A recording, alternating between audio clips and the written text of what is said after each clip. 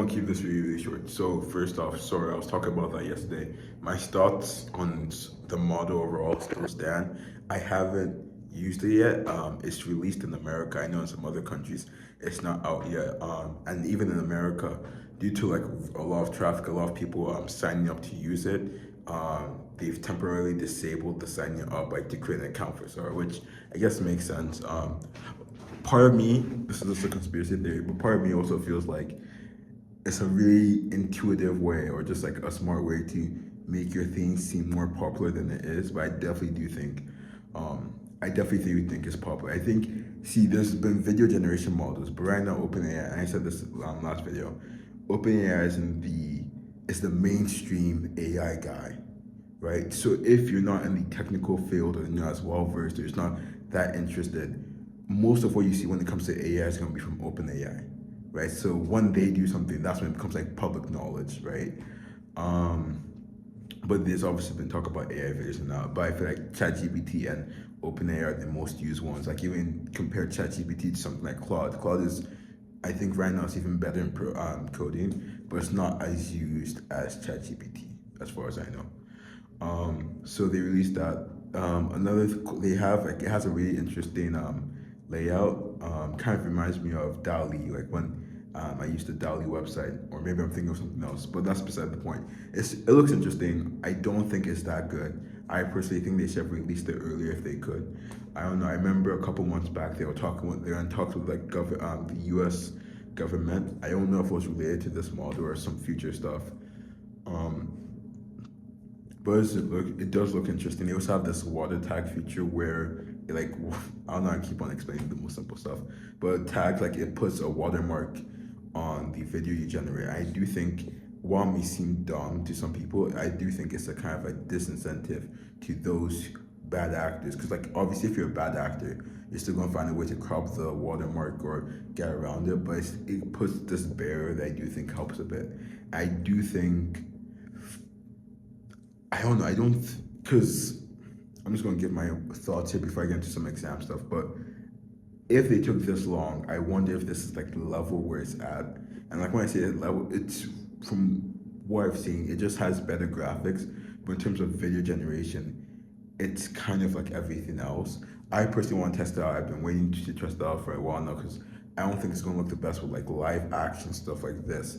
But maybe with animation, that would be really interesting. I've also been trying to look around at some animation and art communities to see their reaction. I haven't actually seen anything, which I guess like it makes like if you actually like see the videos, it wouldn't. There's nothing like groundbreaking that's happening right now when they release this model, which it is what it is.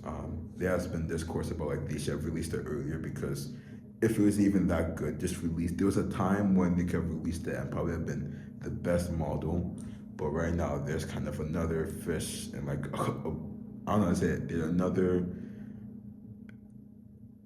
There's another guy in the whole like thing, the whole AI video generation space. But that's that. Can't wait to test that out. Try and like get my own thoughts. And last thing, just to clarify, so there is a limit of per month you can have. I talked about this before. And yeah, I don't know what's going on with that, but like there's a limit you can have, which I do think makes sense because of how much compute power it takes. But I also think I was playing around with, I think it was Runaway earlier today just to see. And honestly, with AI video generators,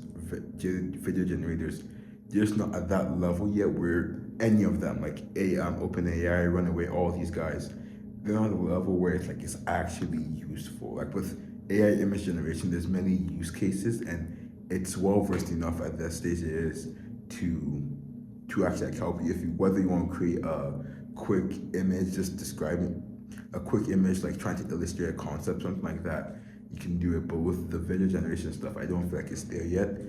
But then keep in mind like the progress of AI, I don't think it's going to slow down anytime soon. I've talked about the S curve of technology progress before, and I think it's still very on that curve of progress. I don't think it's gonna plateau anytime soon.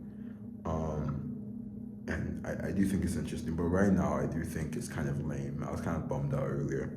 but it is what it is. But the more interesting stuff, exams. So I'm actually filming this video earlier than I usually do because I kind of want to use the rest of the day to just study and knock out my programming exam, which is tomorrow. Because I have programming tomorrow, then I have calc on Thursday. Calc, I did a great study session yesterday. I think my biggest issue with calc was two things. There was stuff I just didn't know, and then I just didn't have the confidence. And if I don't have confidence in something, that messes up my whole like. I just don't perform as well, right? So then now I started practicing and I started like learning the actual stuff I have to memorize. It's helping a lot. Like now I remember the UNICircle. The UNICircle, we don't need there's no requirement, but there are certain situations where it's like you would need to know the arctan pi over 4, right? I believe arctan pi over 4 should be 1 because arctan is the coordinates sine is root 2 over 2 and what cos is root 2 over 2. So when you divide them, because sine over cos, you get 1. So arctan pi over 4 is 1. Anyways, like stuff like that you would have to know like for a problem. I didn't know that because I don't remember the UNICircle. So I just like said, let me study this. I'm getting tired of having to search up what it is. So that's going really well. Programming though, I don't think I've studied enough, and the exam is tomorrow at 4 p.m. It's still open note, but I think what my game plan just to like code a bunch of stuff really, because since it's open note, if I reach the coding problem where I have to code something, I can like, oh shit, I already coded this. Let me just take this portion of my code and put it here. Another thing I can do is just like do coding. I feel like I actually get a better understanding. So what I'm doing is just like I'm writing down the notes on the whiteboard, then I'm coding it inside. Just practicing the code, playing around with it, just so I have a better understanding of like what works, what doesn't work, and like get the core of the idea. And that's where I am right now. Yeah, I don't know. I'm partially excited for the coding one. Not too worried. I like coding, so that's nice. Calc, the professor said there's a curve. That's one, but it's not going to be as big as. It's not going to be a big curve. That's what he said. And well, he said it's harder than the midterm, but easier than the practice exams. And in my opinion, the practice exams feel easier than the midterm.